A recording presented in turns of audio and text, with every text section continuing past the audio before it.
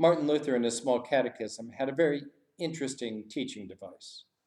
He would introduce the topic, whether it was the Lord's Prayer, the Creed, the Ten Commandments, the sacraments, and then ask this question: what does it mean?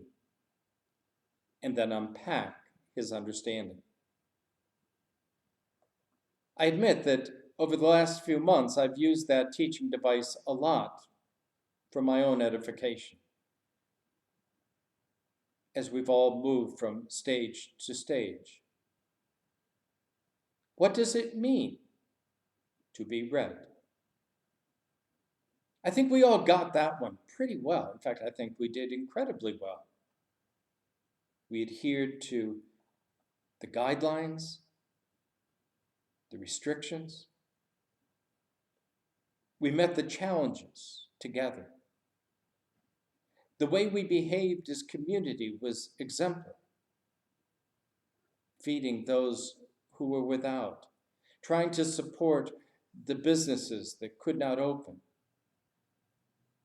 providing guidance as people tried to wade through paperwork that they never had to navigate before. Yes, we did wonderful in those early stages of Red. Well, there was that toilet paper business, but we got over it. Yellow was a little more ambiguous. What did it mean to be yellow was confusing. Every time I thought I had it figured out, somebody would come up with a new idea or a new insight. And when it became political, I gave up all hope. And now we're green. What does it mean to be green? I thought I knew.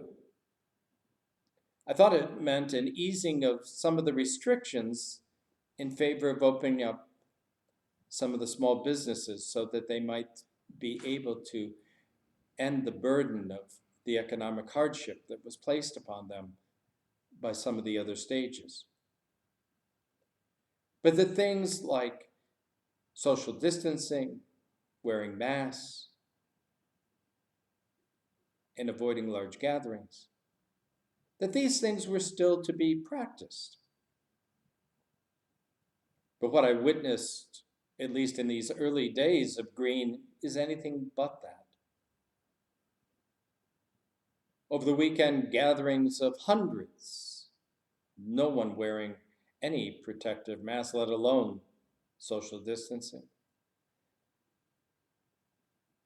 Communities of faith gathering in buildings in numbers that could not begin to adhere to some of the guidelines that we are getting from our church leaders about appropriate safety and behavior.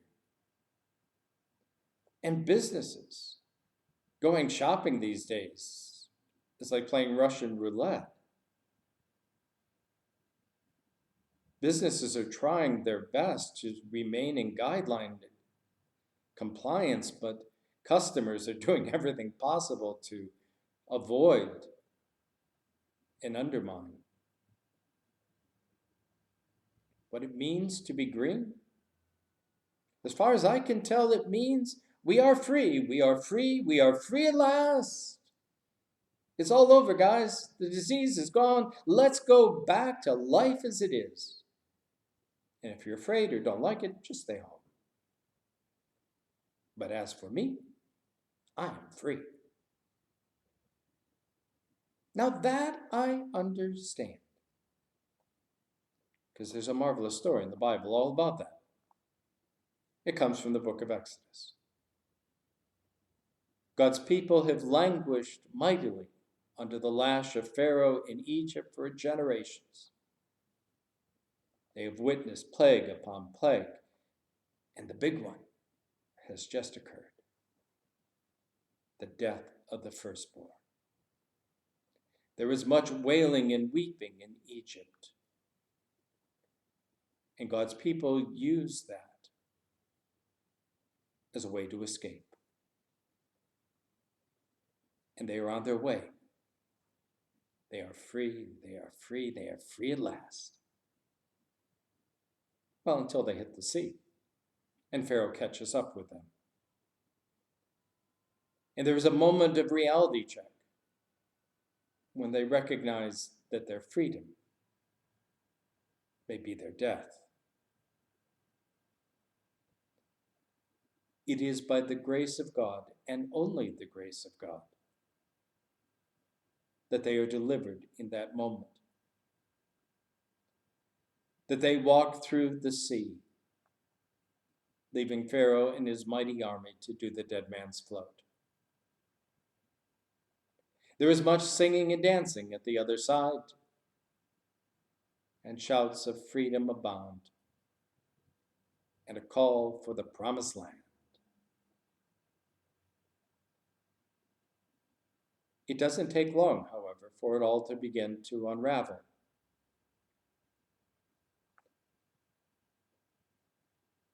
In moments, they're at each other's throats. Are we almost there yet? He looked at me. He touched me. She's doing that thing with her face. Any of us that have taken a van load of kids across the country know exactly what it was like. And then they start dividing up into parties. There's the party that wants to go back. Oh, the flesh pots of Egypt, they were so good. We ate our fill, and now we're stuck in this wilderness. Let's go back. Why die here?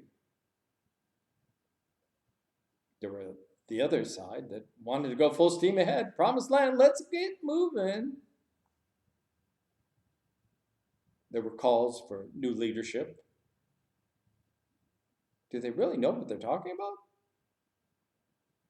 Wouldn't Aaron make a better choice than Moses? I mean, Moses can't even get 2 words out straight. What I found most interesting was the party that really wanted to replace God for a new God. You know, maybe a better user-friendly God might be more to our liking.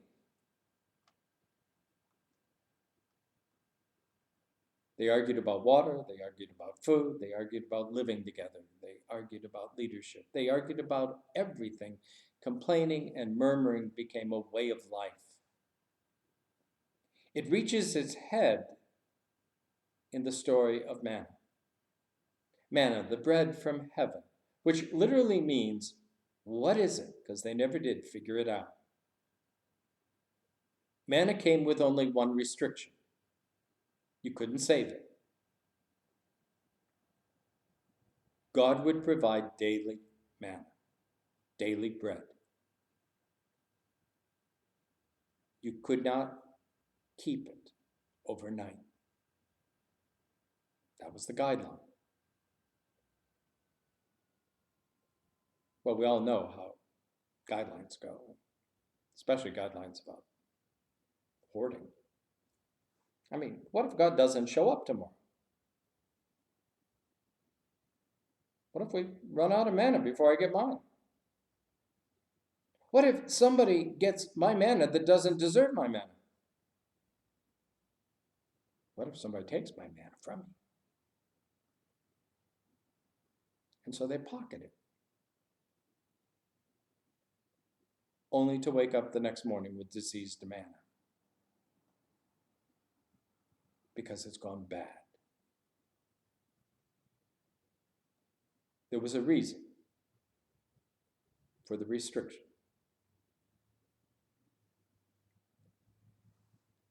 The story, however, is not about whether or not you can follow the rules. The story is about living in community. The thing about manna and daily bread was that everybody got what they needed. One of the scary things about being green is the community seems to have gone by the wayside.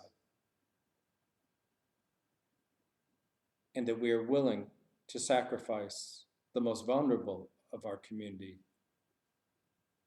for our own personal rights.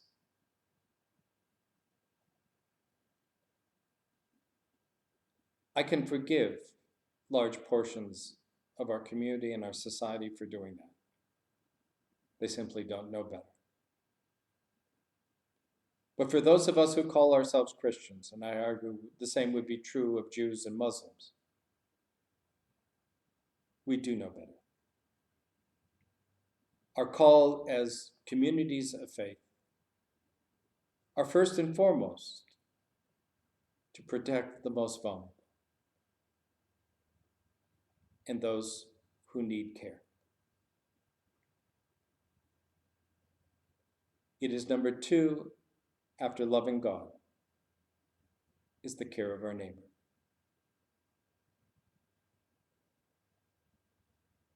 I don't wear a mask because I'm afraid.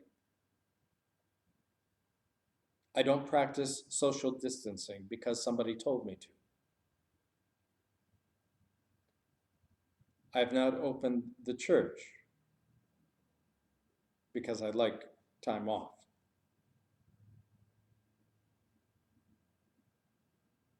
I do it because I care about those around me.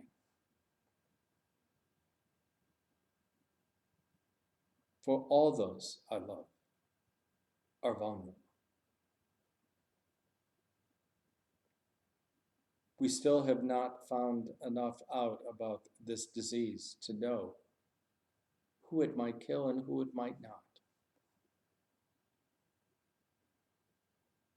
And until that happens, everyone is vulnerable in my book. And my call as a member of community is to do everything possible to protect those around me. What does it mean to be green for you? You'll have to sort that out. God's got an interesting take on that one, by the way, but you'll have to wait until Thursday to get it.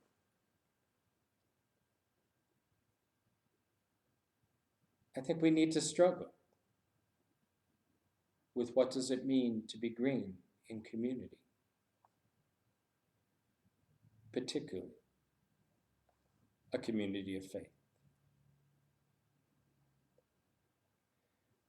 Blessed be the tie that binds our hearts in Christian love, the unity of heart and mind is like to that above.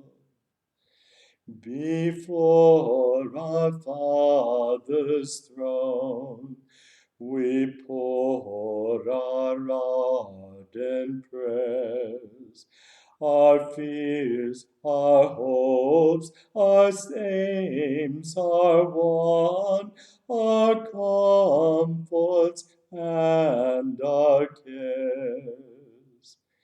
We share our mutual woes, our mutual burden bear, and often for each other flows the sympathizing tear.